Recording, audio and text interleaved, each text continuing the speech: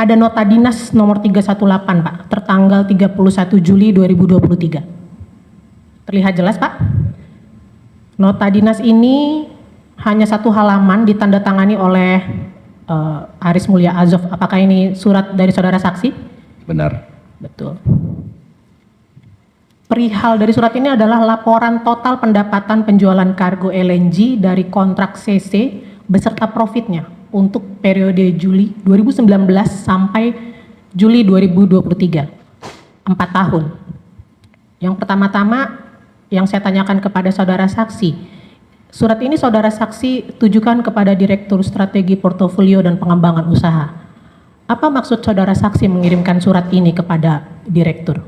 Ini merupakan laporan kami karena kami merasakan bahwa ini suatu achievement, milestone yang penting yang harus disampaikan kepada manajemen Pertamina.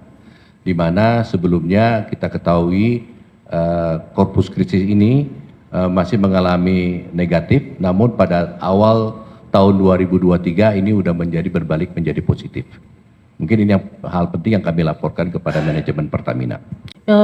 Ini saudara saksi menyebutkan di sini bahwa laporan saudara saksi ini merujuk pada nomor 1 amended and restated LNG SPA 20 Maret 2015. Lalu nomor 2 ada amendement yang pertama itu tanggal 4 Februari 2016. Apakah kontrak ini berlaku sampai kapan? Kontrak 2015 ini? Sampai 2040. Apakah masih mengacu pada kontrak 2013-14 transaksinya? Tidak, kita mengacu pada kontrak terakhir yaitu 20 Maret 2015. Pada saat itu 2015 saudara saksi tahu siapa direktur utamanya?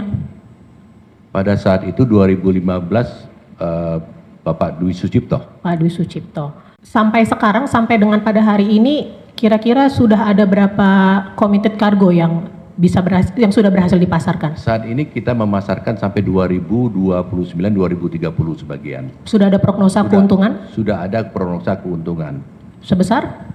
Angkanya saya lupa, tapi positif semua. Positif semua? Positif semua. Jadi ini merupakan keuntungan atau penjualan ataupun profit, gross margin, sejak pengadaan Corpus diadakan, yaitu sejak tahun 2019, 2020, 2021, 2022 sampai 2023 beserta dengan akumulasinya. Baik. Jadi kita punya angka per tahun dan akumulasi setiap tahunnya. Di baris pertama itu adalah revenue, adalah penjualan, berapa jumlah yang kita peroleh secara cash, kemudian ada pembelian atau COGS. Ini adalah berapa besar biaya yang kita keluarkan untuk membeli LNG-nya, dan kemudian selisihnya adalah gross margin. Selisih antara revenue dan COGS ini adalah gross margin, dan di bawahnya adalah volume, berapa besar volume yang kita lakukan penjualan. Oke. Di tahun 2019 ini menunjukkan gross marginnya sebesar 2,2 juta dolar. Di tahun 2020 gross marginnya mengalami negatif sebesar 92,6 juta. Di tahun 2021 gross marginnya turun menjadi 14,5 juta.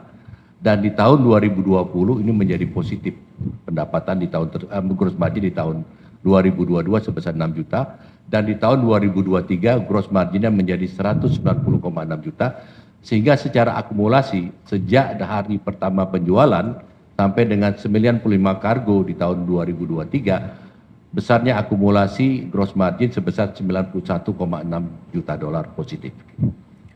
91 juta dolar positif, artinya untung 91 juta dolar. Untung. Per Desember 2023 sudah untung 91 dolar. Ya. Itu uangnya sudah ada di dalam kas Pertamina? Sudah, pembayaran semua cash sudah diterima, dan ini angka ini datang dari fungsi keuangan. Baik. Bukan fungsi LNG. Baik. Apakah saksi mengetahui bahwa harga pembelian Corpus Christi ini dari Pertamina ya, jadi Pertamina membeli volume Corpus Christi ini harganya sama dengan pembeli-pembeli yang lain, yaitu pembeli-pembeli di tahun 2013 dan 14. Apa saudara saksi tahu? Benar, sama. Ini merupakan pembelian generasi pertama dan harganya sama dan dipublish di dalam website. Oke, jadi harganya tidak kemahalan Pertamina? Tidak ada perbedaan dengan customer lain generasi pertama. Oke, tidak ada perbedaan. Tadi saudara saksi sudah menjelaskan mengenai perencanaan RDMP yang menjadi cikal bakal pemesanan LNG ini. Saudara-saudara yang saudara saksi ketahui, RDMP itu perencanaannya dari tahun berapa ya? Izin, saya tidak ingat persis, tapi kalau tidak salah mulai di tahun 2010-2011 seperti itu. Jadi awal-awal tahun oke, 2010-an gitu ya. Ya, 2010 tuh memang sudah ada rencana bahwa Pertamina ingin mengembangkan modernisasi kilang ya. Ya, master plan kilang, benar. Ya, betul ya. Tentu saksi di tempat sebagai SVP pernah membandingkan hasil penjualan Corpus Christi dibandingkan dengan SPA. Tadi kalau nggak salah kan ada SPA Woodside, Muara Bakau, IDD Chevron, Mozambik, itu kan ada semua ya. Keuntungan yang paling besar itu diperoleh dari volume yang mana yang saksi ketahui? Kalau secara kontrak sampai dengan 2023 Desember yang paling besar datang dari Corpus Christi. Tentunya saksi ini selama menjadi SVP itu pernah melakukan penjualan juga terhadap volume Woodside, Eni, Muara Bakau, dan lainnya. Kenapa saudara saksi juga melakukan pemasaran? Apa tidak ada back to back-nya juga pada saat memesan volume tersebut? Sama, beberapa kontrak lebih kurang hampir sama dengan Corpus Christi, yang pada awalnya ada perencanaan pembeli, namun pada akhirnya karena situasi pasar berubah, proyek terlambat, dan PLN juga mendapat komposisi dari tempat lain, sehingga dilakukan mitigasi juga pada kontrak-kontrak lain juga. Oh, jadi kontrak-kontrak yang lain yang tadinya untuk domestik, untuk RDMP, karena proyeknya tidak jalan, jadi lakukan mitigasi, jadi dijual ke luar. Apakah seperti itu, saksi? Benar. Oke. Yang saudara saksi ketahui, apa sih perbedaannya antara MSPA dengan SPA? Apa saksi mengetahui? MSPA merupakan general terms yang dibuat antara pembeli dan penjual yang sifatnya mengikat dan biasanya dipergunakan untuk penjual belian spot karena belum memperhitungkan volume dan harga. Sedangkan SPA biasanya sudah lengkap general terms-nya termasuk volume dan harga dan biasanya digunakan untuk jangka panjang. Apakah saksi dengan ini menyatakan MSPA itu tidak ada komitmen? MSPA tidak ada komitmen karena tidak ada harga, komitmen, tidak ada volume. Jadi MSPA itu bukan cikal bakal SPA? Bukan. Bukan, karena di sini saya ingin tunjukkan yang mulia, ini izin prinsip yang saya berikan tanggal 19 September 2011 adalah penandatanganan confidentiality agreement dan pihak yang meminta persetujuan kepada saya adalah memberitahu bahwa akan ada MSPA.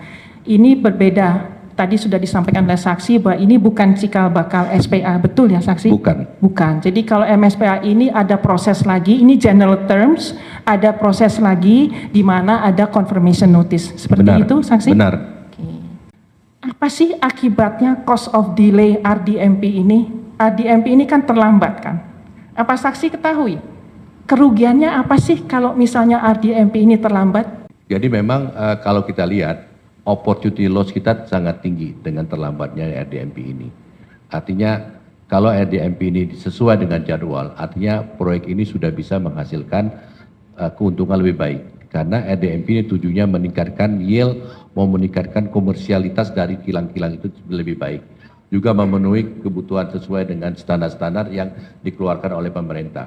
Juga memenuhi kondisi lingkungan yang lebih baik. Jadi banyak sekali faktor-faktor yang memberikan nilai positif apabila RDMP ini tepat waktu.